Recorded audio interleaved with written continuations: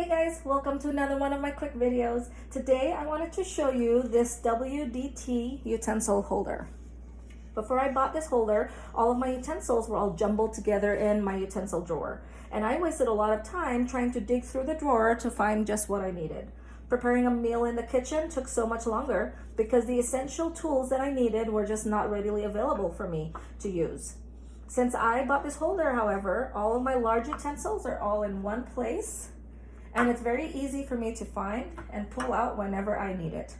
The holder is a combination of matte black around here as well as bamboo here. So it's metal and bamboo, which gives it a stylish design for my kitchen.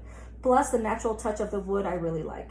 And it provides a solid foundation for the base of this holder. The size of the holder is around 5.2 by 5.2 by 6, which is a good size, and it's large enough to fit all of my utensils that I use every day. I can place my holder in the middle of my counter, which is easy for me to access whenever I need it. One problem that I encountered with some other holders is that the completely solid design around it makes it very hard for my utensils to dry, and the water from washing these utensils end up pooling at the bottom. However, with this utensil, I really like it because it's completely different, and we have a grid around it instead, which gives a lot of ventilation for my utensils. And also makes it easier for me to clean and maintain. Plus, at the bottom, there are holes here for ventilation as well. Overall, it has been a really nice addition to my kitchen, and it has really helped me make my utensils all organized and ready for when I need it. If you are looking for a stylish and functional utensil holder for your kitchen, then a utensil holder like this could be very helpful.